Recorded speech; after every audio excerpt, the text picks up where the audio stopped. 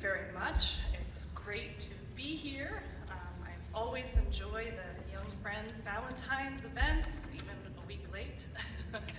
And so I'd like to run you through the wonderful and sexy world of ancient Egypt. When I was asked to talk for this event tonight, I sort of promised that I would not twerk, that I would not have to twerk, but I didn't want to leave you sort of hanging as to what the Egyptians thought about twerking. And so here, up on the screen, you have what the ancient Egyptian word for twerk might have looked like in hieroglyphs. So it's a very rare inscription that you see here. So in planning my talk for this event, I also thought I should probably go through the lyrics of this wonderful song, Blurred Lines, by Thicke. And as you can see, he's really quite a poet. And I kind of wondered whether it would be possible to draw some connections between the lyrics of that song and ancient Egyptian texts or art or archaeology, iconography. And so if we found his lyrics in an ancient Egyptian love song or love poem, and the ancient Egyptians did have love poems, we might see something that looks like this. And you will notice that the translation in the Egyptian would sound something like he, medet, me, kenny, we. What is a word like embrace me doesn't really have the same, what rhymes with hug me. So that line of investigation didn't really work out very well. So then I turned to other imagery connected to the song. And I think I found a very convincing iconographic parallel between Miley Cyrus and her tongue issue and our god Bes, the ancient Egyptian god of fertility, sexuality, joy, and music. So he seems appropriate for the occasion and for the event. Then I turned to the video.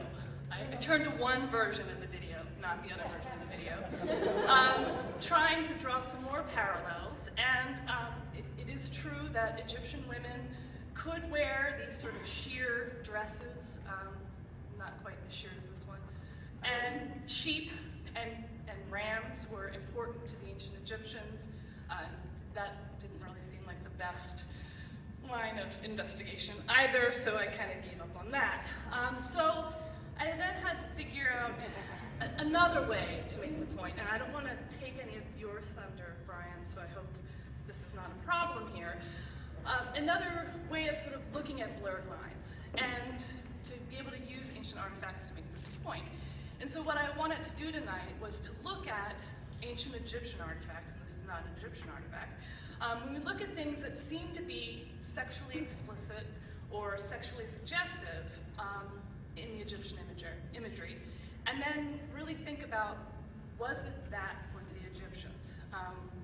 Did the ancient Egyptians intend for us to be sexually aroused when we looked at some of these things, when they produced such works? And so, on sort of a personal note, how these blurred lines in ancient artifacts can kind of come together, I have this object in my house. It's a replica that was given to me as a gift when I was a grad student from a friend of mine who had gone to Pompeii. And it is a winged phallus. And flash forward a million years to a couple years ago when my 7-year-old son was up in the study where this thing was up high on a shelf, and he was sort of climbing around, and he picked it up, and he came up to me and said, "What is this?" And I said, "It's a penis with wings." "Ew, gross," he said. He put it down. A week or two later, I get a phone call from one of his friend's mothers saying, "Alexander told my son," Alexander's my son, "that he has a flying penis. What is this all about?" So this is, one of these sort of blurred lines, I think. The ancient Egyptians, when we think about, sexuality and nudity and things like that, the ancient Egyptians, for the most part, kind of shied away from depicting humans or adults in the nude, fully in the nude. It was quite common and quite appropriate for children to be shown completely naked, whether they were girl children or boy children, but usually adults are shown fairly well clothed. That's not to say that we don't have examples of things in Egyptian art that we could look at and describe as sensual. I mean, the way that this, the dress, the linen dress, clings to this female form. Her breasts are outlined, her hips, her pubic triangle. There's really not much left to the imagination there. So it wasn't that they were incapable of showing things that could be sensual, could be suggestive. They just didn't seem to do it in a very blatant fashion for the most part. So we see things like this. This wooden stela showing a woman here worshiping a form of the sun god. You may be able to make out that her dress is almost entirely sheer and her form is visible underneath. So we do have things in Egyptian art that hint at this sexuality or sensuality. Now, I told you that they kind of shied away from depicting the naked female form or the naked male adult form, but now I can show you this object that's here in the collection on display in the gallery back over there. And this is a mirror, and the handle of the mirror has a young woman who is nude, and she's holding a fruit in her hand. So what is it that we're looking at here? Is this some sort of ancient Egyptian version of Eve offering an apple? No, really, this object, the mirror, the handle, is really laden with symbolism to the ancient Egyptians, but symbolism that hints more at rebirth, resurrection, and fertility in the afterlife than anything sort of spicy. For the ancient Egyptians, one of the words for mirror was ankh, which also meant life. The same word can be used for both life and mirror. And the handle that you see with the woman offering the fruit, that fruit, whether it is a pomegranate, which has connotations with fertility, or a mandrake, it's sort of questionable which it is. Again, the mandrake also hints at things to do with sexuality and fertility, and we often find images on Egyptian tomb walls of women holding and smelling mandrake blossoms and things like this. So objects like that mirror may have this sort of blurred line about them. Another object in our collection with sort of erotic or sensual undertones is this cosmetic box, which again is taking the form of a nude young woman. So I've told you they don't usually show naked women, and now I've shown you two right in a row.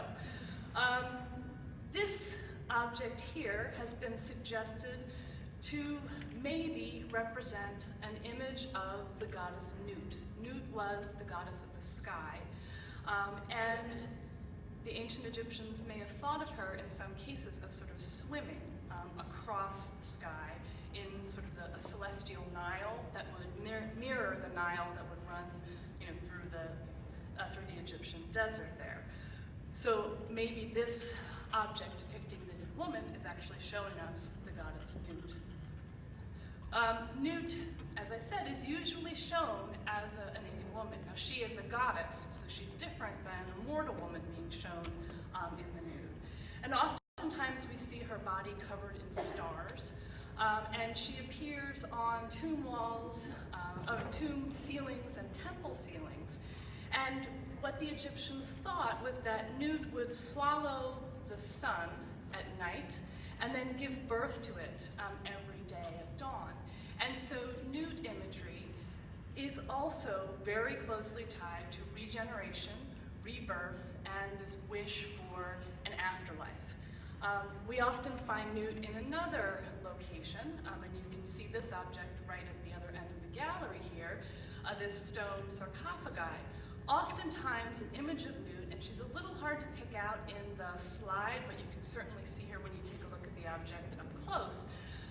She appears on the inner lid of the sarcophagus, and therefore, in the same way that she would give birth to the sun every day, the thinking was that she would confer this rebirth also on the mummy that was inside the coffin. So it's not a case, as I overheard a visitor looking at the sarcophagus one time saying to his friend, dude, this guy wanted a naked chick on top of him for the rest of his afterlife. That's not the case. Sorry to say. So we can find nude goddesses, and we can also find what looks like rather sexually explicit images of male gods. So a number of ancient Egyptian creator gods, like Min or Amun, can take this form where they have an erect phallus. And we see this depiction of these gods, these creator gods, in this phallic form quite early in Egyptian history. So this colossal statue of the creator god Min, which is in the collection of the Ashmolean Museum, dates to about 3300 BC.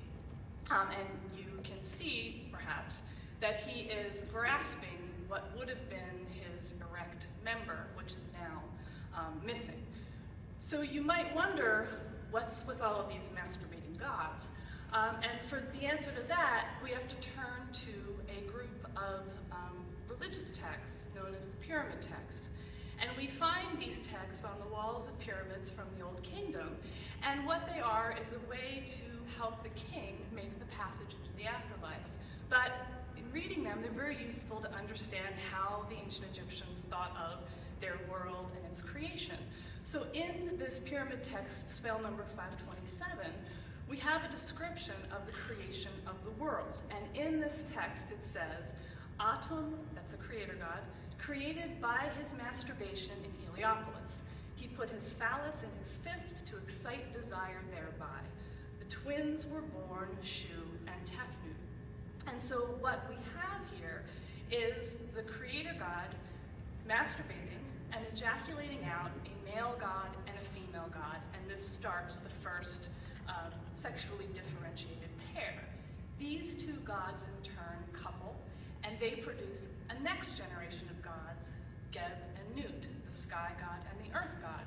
So with this, the creation of these four gods, you wind up with the ancient Egyptian world, everything you need for world to go on. You have the sky, the land, the air, and you have moisture.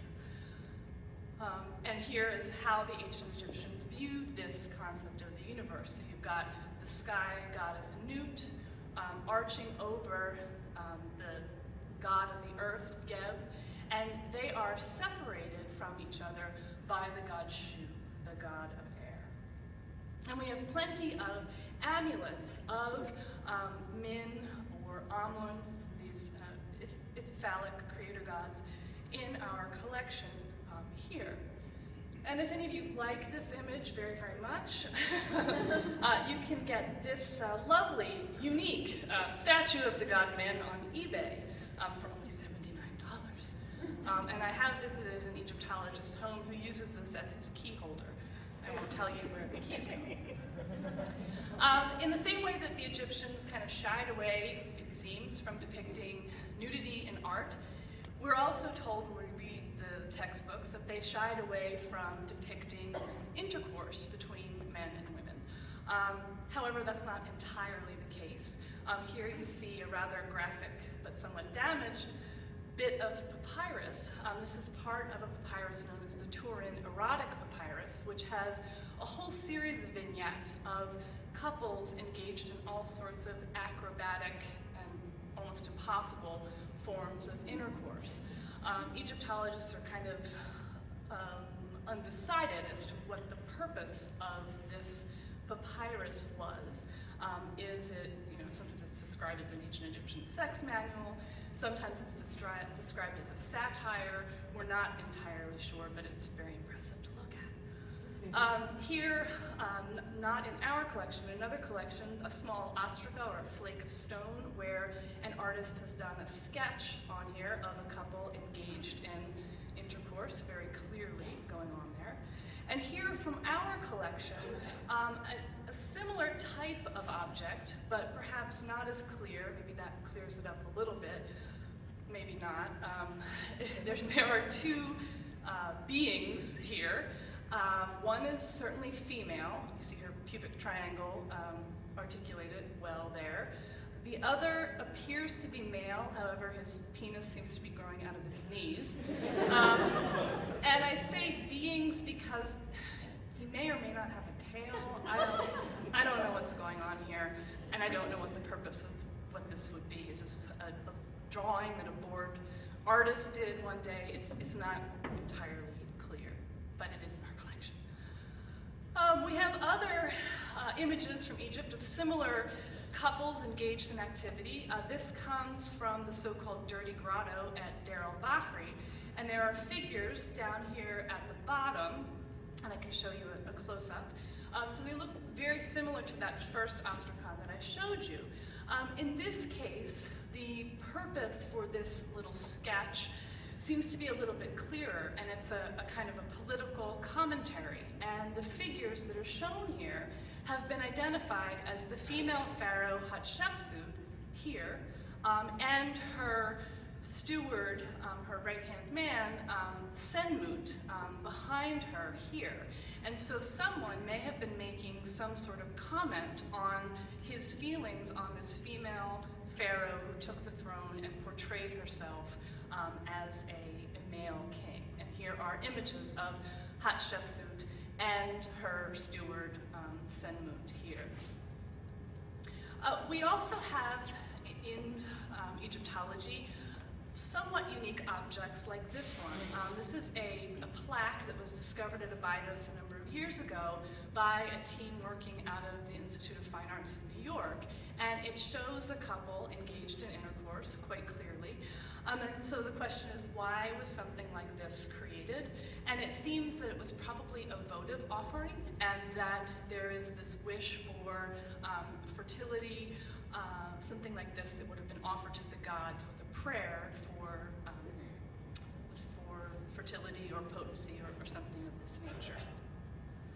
And we have plenty of figurines like this depicting other forms of intercourse. Usually with figures like this, the men are supremely well endowed. I think the term I read was megalophalic. It was a name that sounded a bit like a dinosaur to me. And so we also have figures like this in our collection, and you might look at this and say, well, what in God's name is this? There is a phallus here, and there are two figures here supporting it. Here are two different views. You have the two figures in the front, and then the rest of the piece is broken off. And this is, I would say, generously life-sized, the phallus figure here. And this comes from something like this, a phallophoric. I'm learning all of these wonderful, wonderful words. A phallophoric figure group. This complete example comes to us from Saqqara, and you see these figures here. This is the god Bes, the fellow that looked a little bit like Miley Cyrus, supporting part of the phallus of this larger figure, and then behind them are two priests who also help in the job. And these priests that are shown here are probably meant to be what we call sem priests, and they were priests that were associated with funerary rites. So again, we have this idea of perhaps a wish for fertility, but perhaps also a wish for a successful passage to the afterlife and a rebirth. And so objects like this may be connected to that wish in ancient Egyptian thinking. Objects like this one is in the Brooklyn Museum. This is called, well, often referred to as Snow White and the Seven Dwarfs, a large female figure being serviced from almost every direction by smaller male figures who are extremely well endowed. And again, this piece has puzzled Egyptologists, but the suggestion has been made that this is also quite similar to the previous piece, and that one of the figures here also is meant to represent a priest, and that it is, again, a wish for a successful passage into the afterlife and a fertility and rebirth sort of thing. Or maybe it's just some sort of crazy party that's going We have quite a number of objects like this in our collection here. This is the megalophalic man figurine. There was recently a show on, I think, TLC on the man with the 130-pound scrotum, which I didn't see, but this is not someone who's suffering from a medical condition. We have many of these figures which have enormous genitalia. Sometimes it's so long it's sort of slung over their shoulder. This one comes from a recent Christie's catalog where this one was sold at auction, and I did think it was very nice that it notes in the catalog, it says enlarged. I'm not quite sure whether it's the figure or his phallus that is enlarged in that case. So here are just a couple of other examples of these types of things in our collection. One where the phallus is so large, he's using it as a pillow. Here's another very well endowed example, another one. Oftentimes these figures are associated with musical instruments. So in this case, a man is balancing a harp of some kind on top of his very large member. Here he is from the back, you can see his cute little butt. Here is someone playing a form of drum. Here again, a musical scene, a man and a woman accompanying him on a harp or a lyre of some kind or another.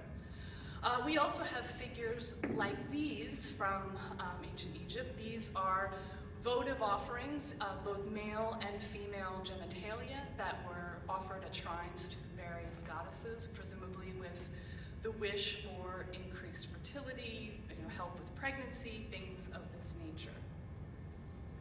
And then a sort of a final category of objects that we find that seem to be related to sexuality, fertility and rebirth are objects like this one here, which for a very long time they were considered a type of ancient Egyptian doll. So in this vintage print of children's toys from around the world, you have this figure included. Here is what these things look like sort of up close. There are a couple of examples of them from the Met in New York. This one is from the British Museum. And they're called paddle dolls. And typically they have either no head or a very truncated head, this rounded bottom part, no legs, a lot of attention paid to the genitalia, which makes them sort of disturbing if you think about them as children's toys, maybe. And they often have these sort of decorative patterns, either clothing or tattoos shown on them. And if they have heads, they often have this very elaborate beadwork hair. And these things might be as confusing to people to look at as if we were to excavate today and find stuff that looked like this. We wouldn't really know what to make of these. I can also tell you, do not Google naked Barbie doll and try and find images. Every year when I've done these Valentine's talks, I always worry that the university is going to get my computer and wonder what kind of Google searches I'm doing. But really these paddle dolls seem to be related more to religious items. This is what we call a Minot necklace. This object was very closely tied to worship of the goddess Hathor. And this beaded part, which echoes the hair of the dolls, was shaken like a rattle. You'll notice the bottom part here has that sort of rounded bottom that those dolls have. And these dolls may be meant to represent musicians and are somehow connected to the worship of the goddess Hathor, who was the goddess of love, beauty, fertility, sexuality, all those good things. And here is Hathor here shown with one of these Minot necklaces. There's the beaded part, and there is the rounded part at the end. Very closely connected to those paddle dolls are figures like this, which have also been referred to as dolls or concubine figures. We have quite a number of them in our collection. They are always shown nude. They have various elements of decoration on them, including different types of beaded jewelry, sometimes tattoos, sometimes little girdles that go down around their waists. They often have this very distinctive hairstyle, and they are all very, very similar in form. These were not meant to be dolls. They probably did have some connection with fertility and rebirth, and if they are like the paddle dolls, may have also been meant to represent some sort of musicians who would have magically performed song and dance for the goddesses. And we do find them from sort of throughout Egypt, so some of the ones we have in our collection span almost the full geographical range of Egypt. And then finally, just to bring us back to this idea of blurred lines and is what you're looking at really what you're looking at, here are a number of what we call milk vessels. Some of them are from Nubia, figures like this here. They often show a woman, sometimes with a very detailed head, sometimes with no head at all. Breasts shown here, and they may have been meant to contain mother's milk, which was used in a lot of magical rituals and practices. Here is one of these mother's milk vessels that is more realistically done with a mother holding a nursing baby. But if you just look at her on our shelf downstairs in storage, she can take on an entirely different look, and so it all depends on how you look at these things. And so finally, to kind of wrap this up, I am going to give you the world premiere of the new version, yet a third version, I guess, of the video. And I think, gosh, I don't know how to make the music happen. Come down here.